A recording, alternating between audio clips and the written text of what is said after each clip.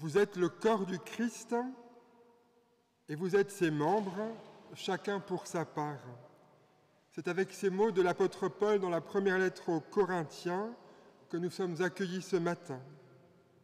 Accueillis au nom du Dieu qui en toute chose fait jaillir la vie, ce Dieu qui nous invite à nous rappeler la bonne nouvelle de l'Évangile, qui que vous soyez, d'où que vous veniez, quelle que soit votre histoire de vie, quelles que soient vos forces, vos faiblesses, vos blessures, quelles que soient vos convictions, quelle que soit votre sensibilité religieuse ou non religieuse, quels que soient vos itinéraires de vie, quels que soient vos choix, quelle que soit votre humeur, votre état d'esprit ce matin, votre stress, votre disponibilité, le fait d'avoir enfin réussi à se garer, d'avoir marché jusqu'ici, et d'être là, pleinement là, à l'écoute d'une parole qui nous vient d'un autre. Vous êtes là, et c'est Dieu qui nous accueille. Lui, le Père, lui, Jésus-Christ, notre Sauveur et notre Frère, et lui, le Saint-Esprit, le souffle de vie. Amen. Le Seigneur nous accueille, le Seigneur nous rassemble, chantons son nom avec le premier chant sur vos feuilles. Bénis Seigneur cette journée, et vous êtes invités, si vous le pouvez, à chanter debout. Alors pour ce chant et pour tous les autres chants, nous avons une chorale qui nous accompagne, un petit embryon de chorale.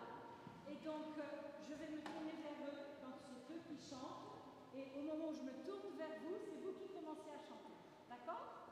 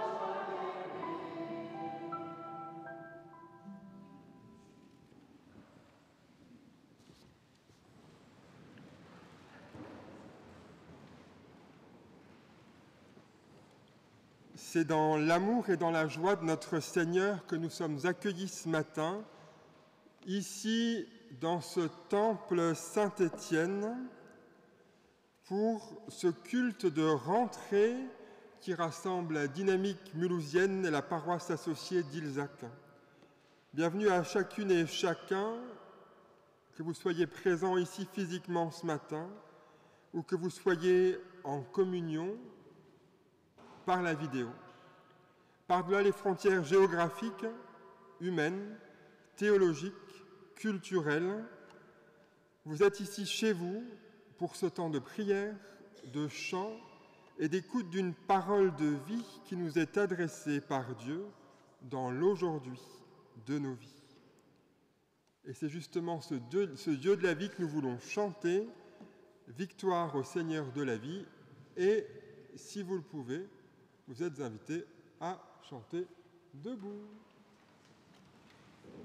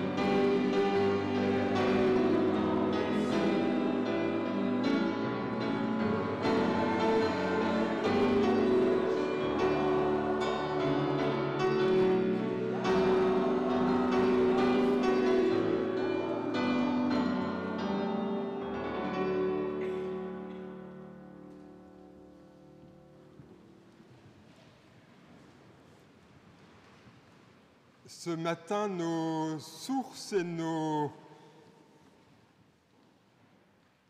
raisons d'être heureux et de louange sont nombreuses. D'une part, un culte de rentrée, se retrouver, prendre le temps et apprendre ou réapprendre à s'approprier ce lieu qui n'est pas anodin et, avouons-le, qui prendra un certain temps, le temps du rodage. C'est aussi ce qui se passe à chaque rentrée, c'est se réapproprier le temps qui nous est offert année après année. Et le mois de septembre est toujours un mois où les premières semaines sont le temps du rodage et le temps de se réapproprier un rythme qui change. Nos sujets de louange sont nombreux et j'inviterai Julie à nous conduire dans la louange. Et ça, c'est déjà un sujet de louange en soi.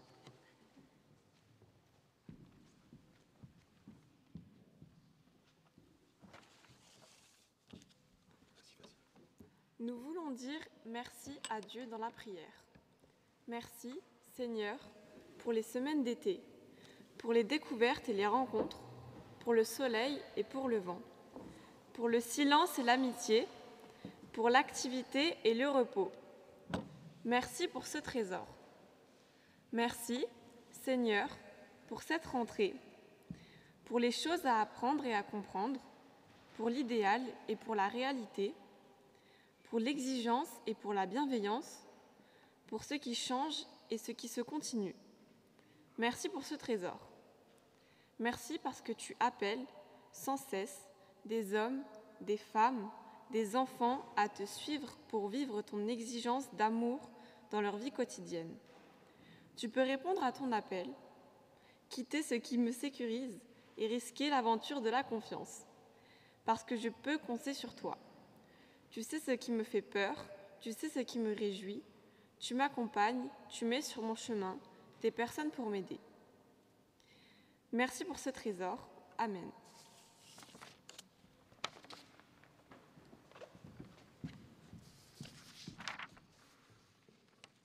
Et je vous invite à poursuivre la louange et à chanter votre louange avec tous ensemble amis. Et là maintenant la phrase, vous la connaissez. Si vous le pouvez, vous êtes invités à chanter debout.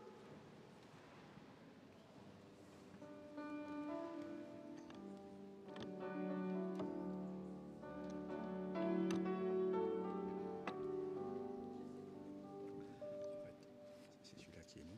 On ne peut pas assez fort, c'est tout. On peut pas le régler maintenant. Il faut juste le prendre en main.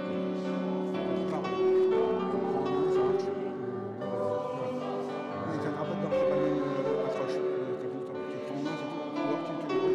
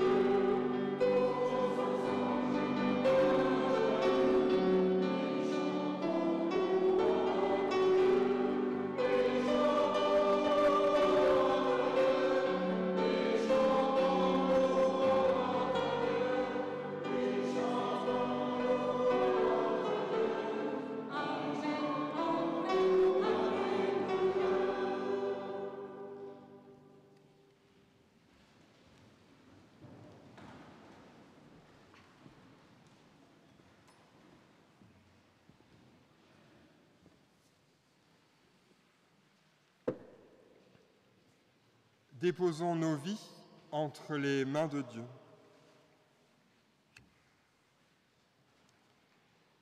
Seigneur, mon pays de ténèbres, tu le connais, je le connais. Il est fait de mensonges et de vérités qu'on arrange, et dans ses frontières la place est grande pour l'orgueil et le jugement selon ce qui m'arrange, selon les projections que je me fais des autres et de la vie, selon les apparences. Mon pays de ténèbres est fait d'égoïsme et de plaisir pour moi. Et dans ces demeures, la place est grande pour la jalousie et la dureté d'intelligence et de cœur. Et la pitié et la miséricorde restent dehors. Mon pays de ténèbres est fait de rancœur et de mots servis avec aigreur. Et dans son enceinte, la place est grande pour les idoles du passé, les idoles du c'était mieux avant, les idoles du rendement, les idoles de l'illusion, et l'amour, l'humilité, l'accueil et la tolérance restent dehors. Mon pays est fait d'obscurité et bien souvent, ton absence me semble grande, Seigneur. Viens et prends-moi la main pour que je quitte mon pays de ténèbres, pour que dans ma nuit, j'entends ces mots d'amour que tu m'adresses aujourd'hui et jour après jour. Tu as du prix à mes yeux et je t'aime. Oui, Père, qui me murmure cela, qui me répète que je suis merveille, même dans les moments, et plus particulièrement dans les moments où je n'y crois pas, où je n'y crois plus. Lorsque je me laisse dégringoler jusqu'à défigurer ce qu'est aimer. Tu as du prix à mes yeux et je t'aime. Tu m'appelles encore enfant bien-aimé. Quand je me crois seul, orphelin de toi, quand mes murs t'empêchent de me toucher, rempart gardé par mes idoles et mes illusions, toi, Seigneur, tu peux tout renverser, me reposer en voie de liberté. Tu as du prix à mes yeux et je t'aime. Combien ces mots m'enflamment le cœur. Toi qui me connais et qui m'aimes, tu m'envoies le dire à mes frères et sœurs, en Christ et en humanité. Annoncer que tu es un Dieu qui m'aime et qui aime les autres. Merci Seigneur de me rendre témoin de cet amour et de me rendre missionnaire, disciple de ces perles d'amour pour toute la terre.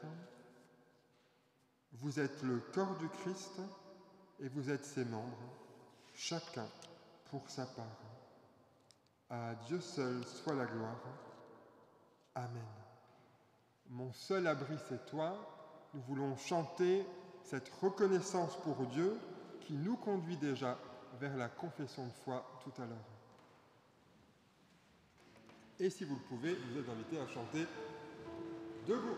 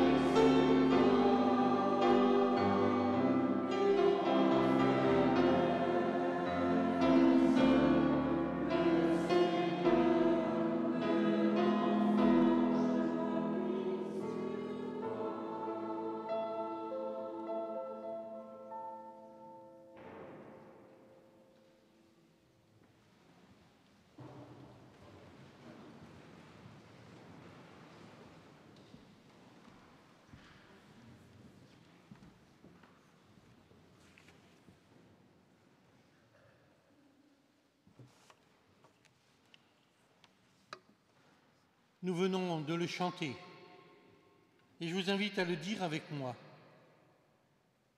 Nous venons de dire qu'on s'appuie sur lui, eh bien, exprimons notre foi avec le texte de confession de foi qui se trouve sur vos feuilles de chant et je vous invite à la dire tous ensemble. Nous croyons au Dieu qui aime, un Dieu Père, qui a créé l'univers et les humains et qui a dit que cela était bon. Nous croyons au Dieu qui est venu lui-même à notre rencontre en Jésus-Christ pour que nous soyons libérés du péché et de la mort et que nous recevions par lui le royaume des cieux. Nous croyons au Dieu qui nous envoie son esprit d'amour et de paix, qui fait de nous un peuple de sœurs et de frères.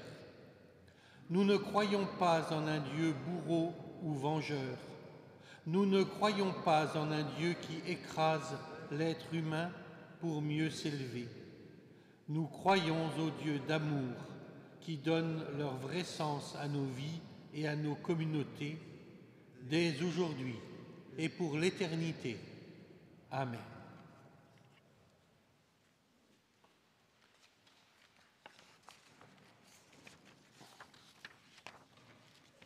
Et je vous invite à la prière avant de nous mettre à l'écoute des textes bibliques.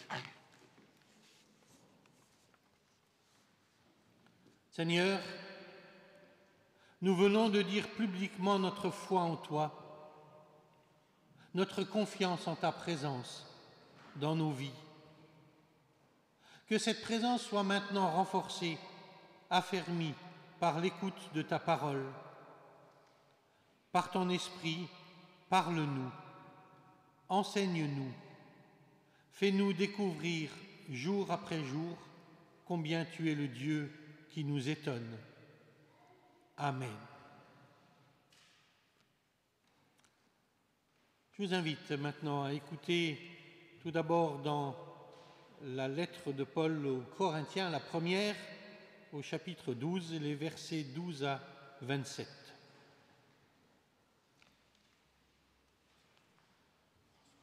Et j'invite François Muller à venir faire cette lecture.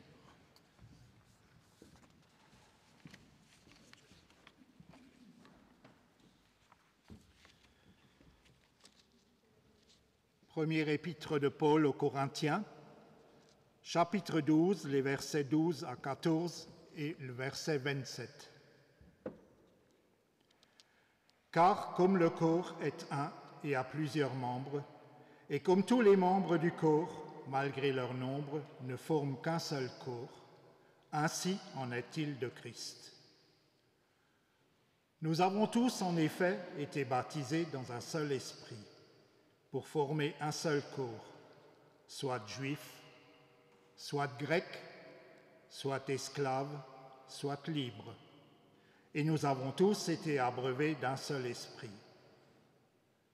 Ainsi, le corps n'est pas un seul membre, mais il est formé de plusieurs membres. Vous êtes le corps de Christ et vous êtes ses membres, chacun pour sa part.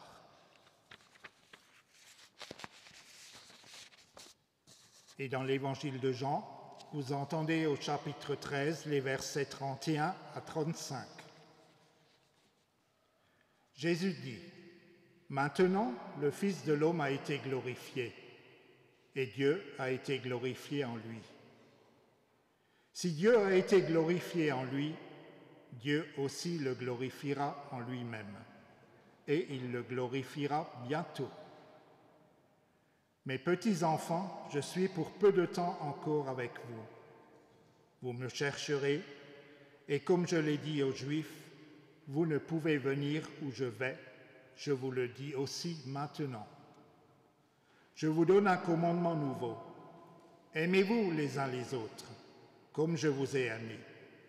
Vous aussi, aimez-vous les uns les autres. À ceci, tous connaîtront que vous êtes mes disciples, si vous avez de l'amour les uns pour les autres. Merci.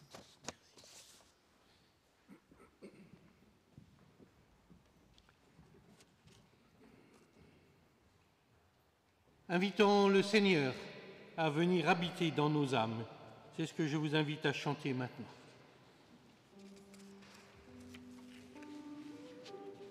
La chorale chante le premier et vous chantez les deuxième et troisième couplets.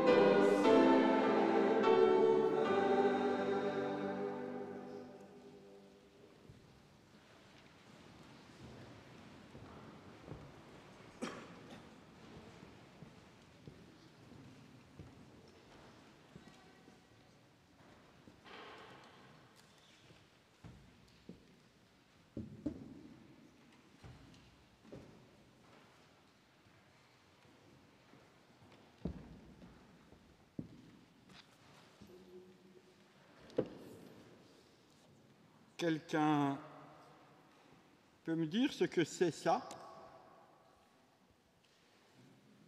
Vous avez vu?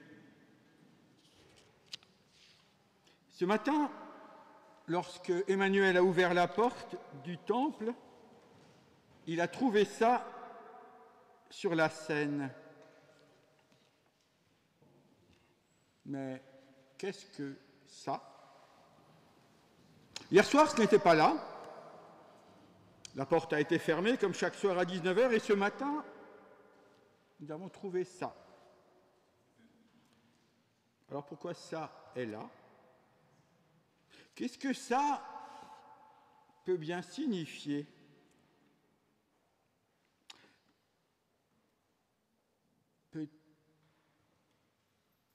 Peut-être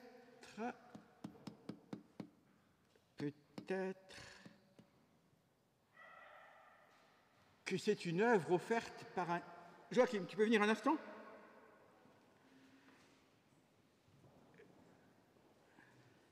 Je me demande, Joachim, est-ce que ce ne serait pas une œuvre offerte par un artisan, par un artiste contemporain? C'est les artistes contemporains, ils adorent donner du sens à des objets ou à des représentations improbables. Peut-être que cette œuvre fait partie de l'exposition d'Elisabeth Bourdon qui est là en ce moment sur les murs. Il faut que tu parles dans le micro, ici. Tu sais ce que...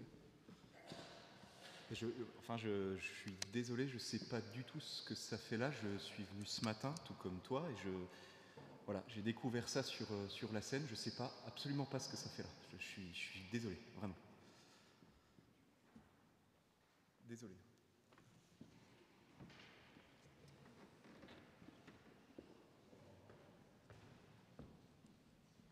Faut que vous m'aidiez là. Ouais, tu t'es planté, mais c'est pas grave.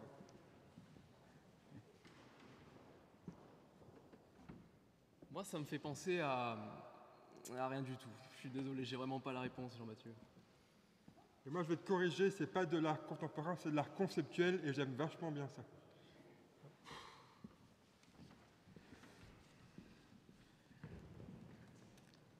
J'aimerais, ou peut-être que la réponse, c'est qu'il n'y en a pas.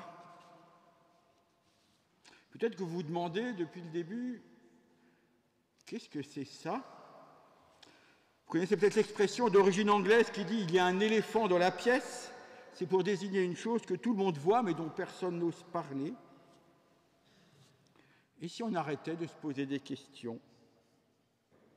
Je sais qu'on pourrait trouver du sens à toute chose, vous savez, un peu comme les tests psychologiques, où à partir d'une tâche aléatoire qu'on fait sur une feuille, on va demander « mais à quoi cela te fait penser ?»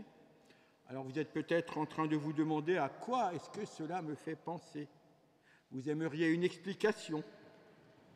Je sais bien que nous sommes des êtres humains et qu'une des caractéristiques de l'être humain, c'est que nous sommes des êtres pensants et très curieux. C'est Blaise Pascal qui l'a dit le mieux, l'homme n'est qu'un roseau, le plus faible de la nature, mais c'est un roseau pensant.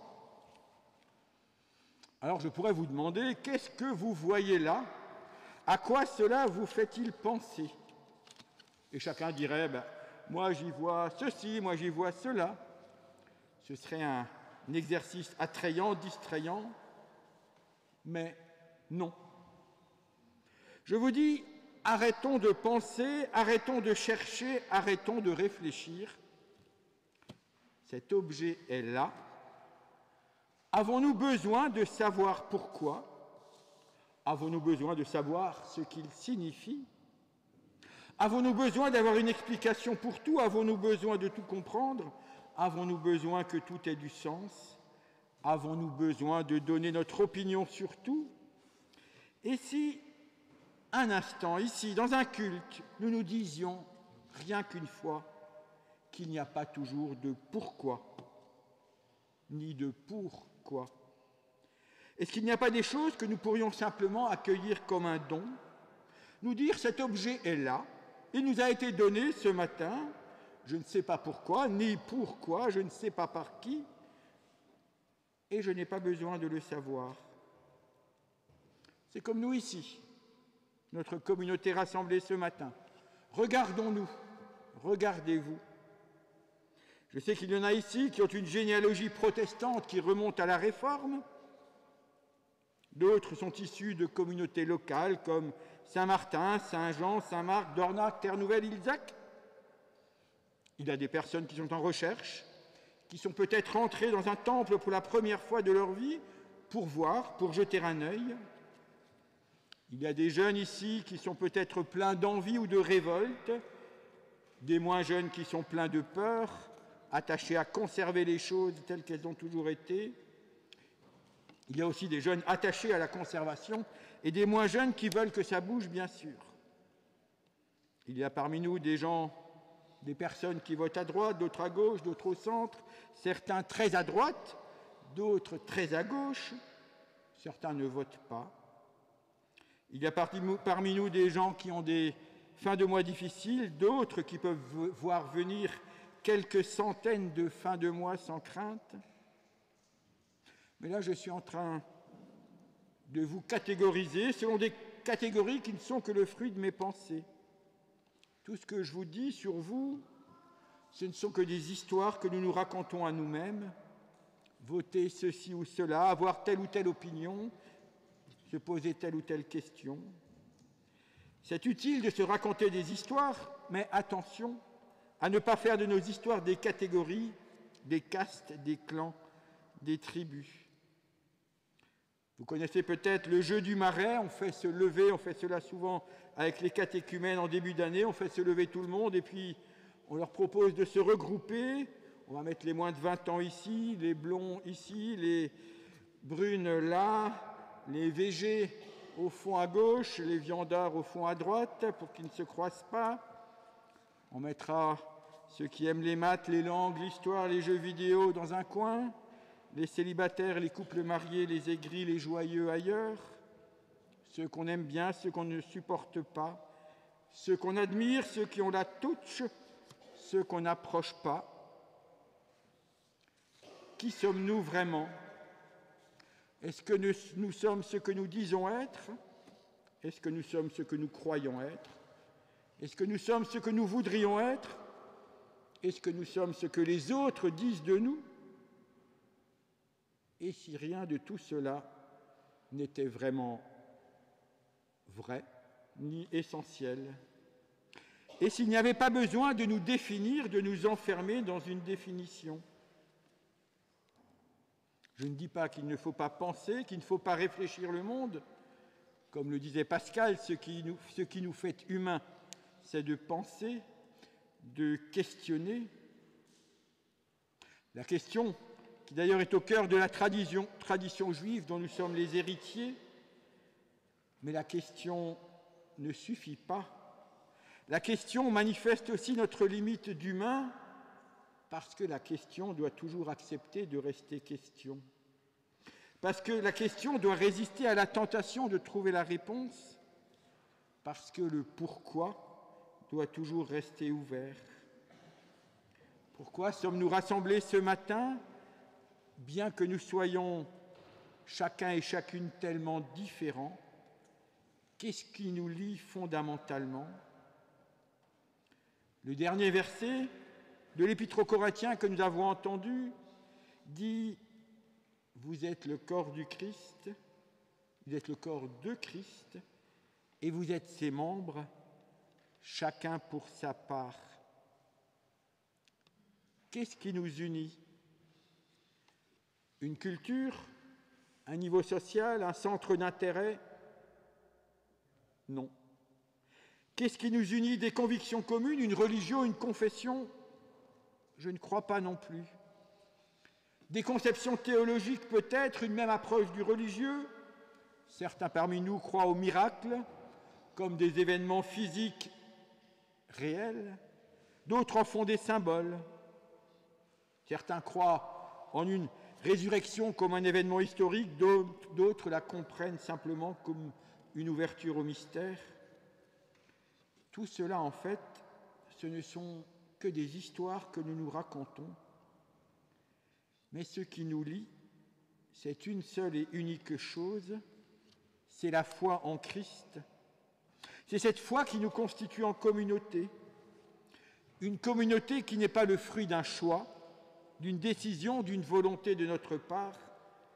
Notre communauté, ce matin, est le fruit d'un don de l'Esprit. Je dirais même, nous sommes rassemblés ici comme une communauté surnaturelle. Ce qui nous unit, nous ici ce matin, notre lien est un lien qui ne s'explique pas, un lien qui est surnaturel, un lien invisible, indéfinissable, le lien de notre baptême peut-être. Oui, la communauté chrétienne telle que l'envisage le christianisme est toujours une communauté surnaturelle. Surnaturelle au sens où elle ne vient pas de nous, elle ne relève pas d'un talent, d'un effort, d'une volonté. L'Église n'est pas la résultante de super-apôtres qui auraient fait le plein, de pasteurs, de conseillers, de réformateurs exceptionnels. Ou alors elle l'est à la marge. Le fondement de l'Église, ou si le fondement de l'Église était humain, elle serait fragile comme nous le sommes.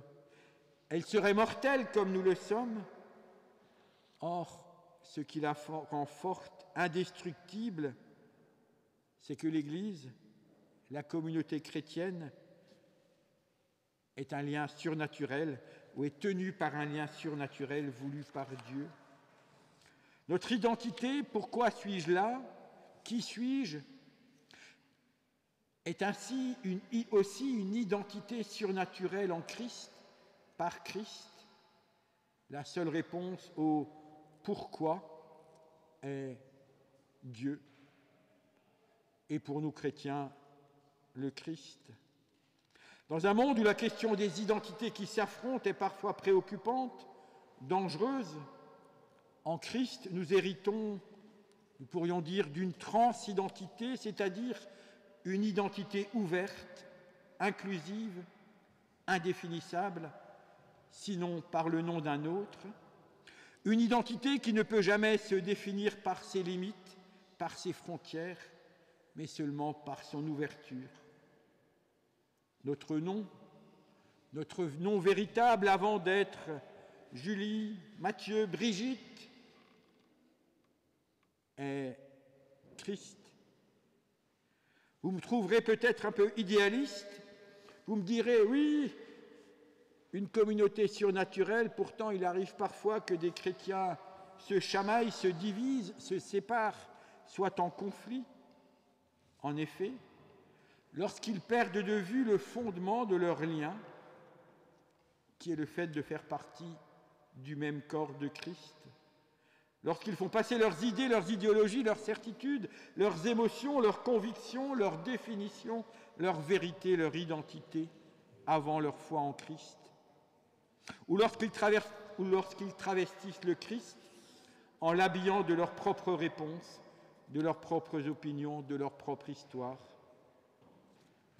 C'est un peu, et comme nous sommes au culte de rentrée, c'est un peu ce que nous voulons essayer de vivre avec la dynamique mulhousienne, qui elle aussi est une forme de communauté surnaturelle. Nous ne sommes plus de Saint-Jean, de Saint-Paul, d'Ilzac, de Saint-Martin, de Terre-Nouvelle, de Dornac, de Saint-Marc. Nous ne sommes plus même, dirais-je, réformés, luthériens, catholiques. Nous sommes d'abord du Christ. Dans l'évangile que nous avons entendu en Jean 13, Jésus disait « Je vous donne un commandement nouveau, aimez-vous les uns les autres comme je vous ai aimés. Vous aussi, aimez-vous les uns les autres. » Je sais que parfois, le mot « amour » peut donner à certains d'entre nous ici, je ne t'ai pas cité Jean-Sébastien, des boutons. Ça va ? Bon, ça va. Ce matin. Le mot « amour » peut sembler usé jusqu'à la corde, galvaudé, dégoulinant de mièvrerie, hypocrite. Eh bien, je crois que Jésus aussi le savait. Il nous dit « Je vous donne un commandement nouveau ». Et c'est le nouveau qui est peut-être important, pour nous dire que jamais encore ce commandement n'a vraiment été entendu ou vécu. Il ne s'agit pas d'un amour volonté, d'un amour sentiment. Cet amour-là est la conscience que nous sommes tous une part du même corps que constitue le Christ, que nous ne sommes pas en capacité, en droit de définir qui est du Christ et qui n'en est pas. Si nous croyons cela, si nous faisons du Christ notre identité première, comme celle de tous, si nous acceptons que cette identité ne peut pas nous être retirée, ne peut pas nous être contestée, si nous fondons notre existence, nos relations sur la conscience que nous sommes d'abord du Christ, alors nous rendrons le Christ présent, alors le Christ sera vivant, alors nous goûterons au royaume, alors nous saurons ce qu'est la vie éternelle déjà maintenant. Et nous pourrions traduire cela, pour terminer encore dans notre actualité, ces derniers jours, et la venue du pape François en France a ajouté un coup de projecteur ou d'écho sur cette question. On parle beaucoup en ce moment du drame des migrants. Qui sont ces migrants? On peut les faire entrer dans plein d'histoires. On peut les appeler des étrangers, des envahisseurs, des pauvres airs, une chance pour notre pays, des personnes qui inspirent notre pitié. Ils sont comme l'éléphant dans la pièce que nous préférerions ne pas voir. Seulement, ce n'est pas en détournant le regard que l'éléphant quittera la pièce. Je ne dis pas avoir une solution, une réponse à mon pourquoi, mais ce que, comme chrétien, je crois fondamentalement, je sais, c'est qu'avant de les enfermer dans quelque catégorie que ce soit, nous avons à nous souvenir qu'ils sont, comme moi, une part du corps du Christ, comme chacun de nous. Amen.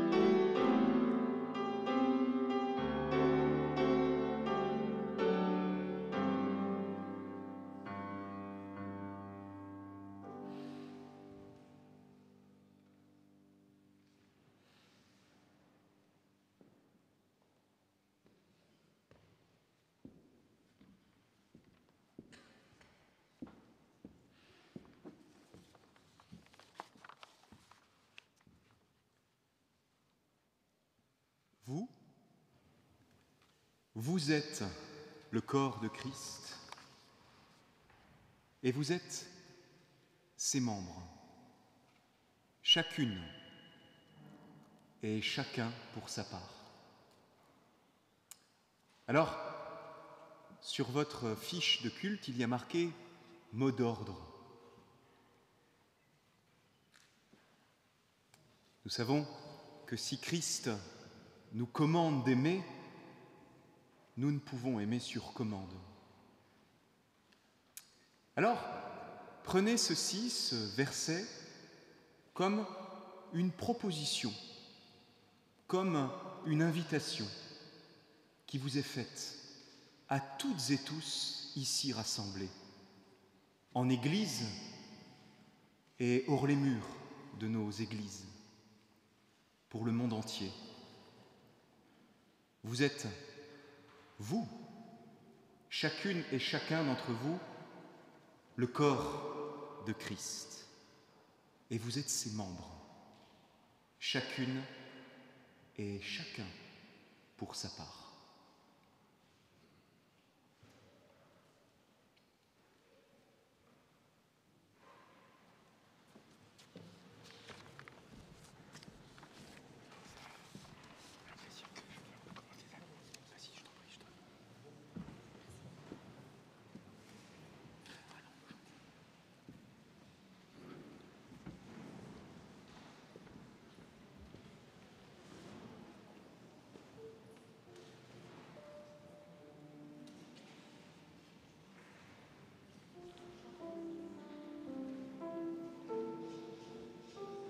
Prochain chant, la chorale le chante une fois, ensuite les voix aiguës me suivront et les voix graves seront Michel.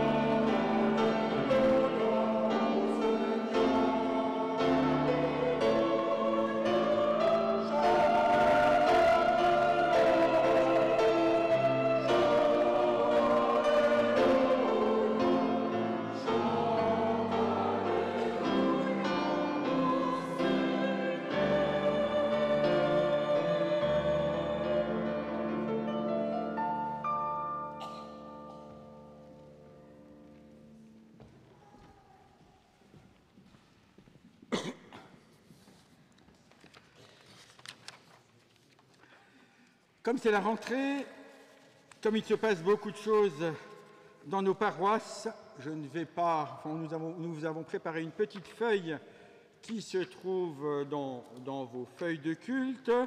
Je ne vais pas tout vous commenter, peut-être simplement les têtes de chapitre. Comme vous voyez, nous avons des activités pour tous les âges. Nous avons 5 espaces, si vous vous intéressez à la Bible, 5 espaces autour de la Bible, ou 5 lieux, 5 groupes qui se retrouvent autour de la Bible. Nous avons des temps de convivialité, des temps de culte et de spiritualité, dont 2 qui démarreront, ce sera ici, dans la salle des épitaphes, à partir du mois de novembre, animés par Jean-Sébastien Cinéculte et Culte Yves. Je parle surtout des choses les plus nouvelles. Aussi un groupe pour des personnes qui ne seraient pas protestantes, mais qui s'y intéresseraient, souhaiteraient découvrir le protestantisme.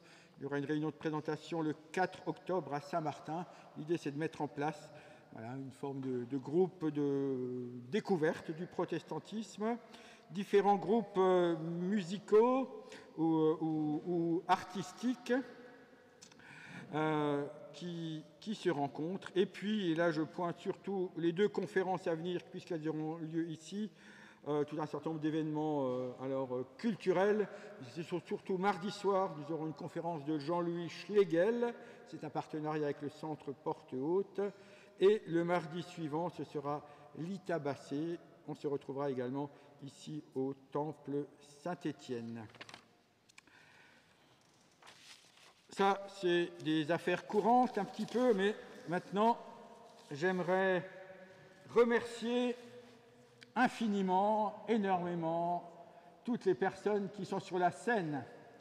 Voilà, parce qu'ils se sont retrouvés 2 fois, enfin c'est une petite chorale qui s'est montée un petit peu rapidement, à la fin de l'été. Ils ont répété 2 fois, c'est pas mal. Imaginez s'ils répétaient toutes les semaines, tout cela.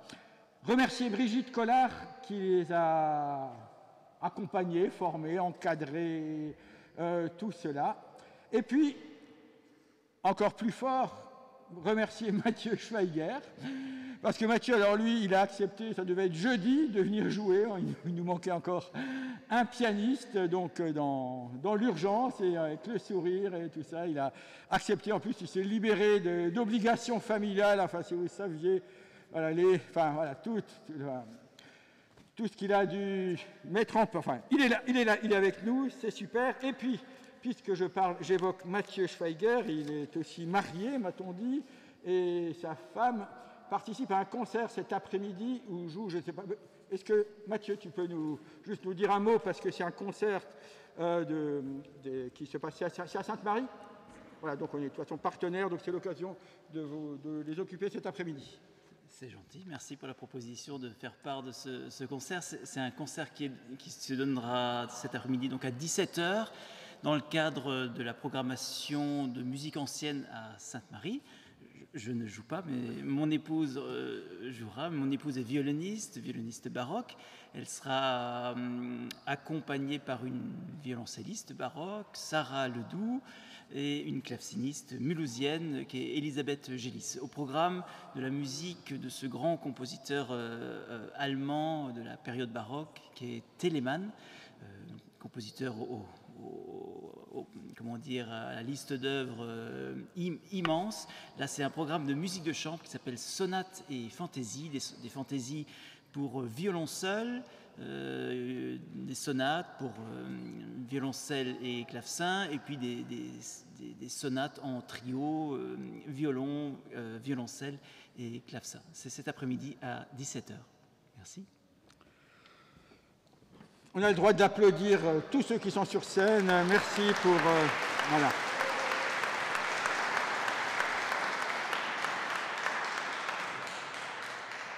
Et dernière chose, vous voyez, ils sont une douzaine, qui se sont réunis comme ça, à la va-vite. Mais ça continue, puisque la prochaine rencontre ici à Saint-Étienne, c'est le culte consistorial de la Réformation. Et cette chorale est appelée...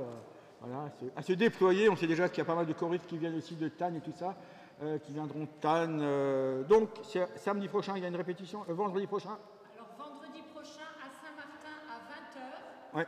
Nous aurons donc des cantiques. Nous allons préparer des cantiques de la Réforme pour le culte de la Réformation. Voilà. Et vous êtes les bienvenus.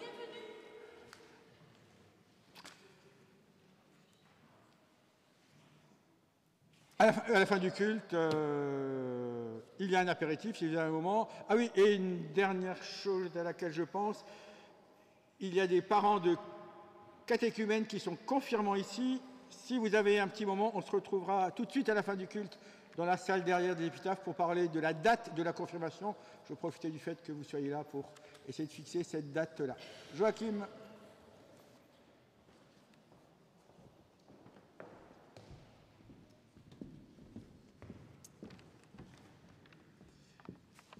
Alors, tout à l'heure, vous étiez invité à recevoir un don pendant que les paniers circulaient.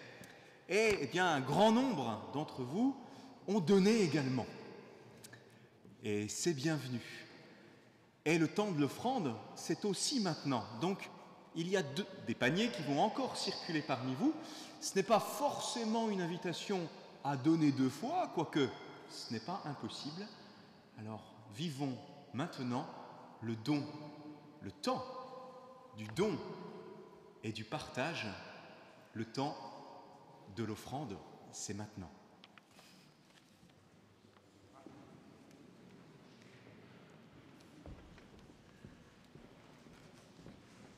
Bon, je profite pendant. C'est juste, Marie-Christine, j'avais promis aussi de faire une annonce. C'est quelqu'un que connaît Marie-Christine qui cherche un logement à Mulhouse, c'est ça? 3 pièces, 2-3 pièces? Voilà, une jeune femme. Voilà. Si vous avez des pistes en matière de logement, Marie-Christine qui est là, vous pouvez aller la voir. Merci.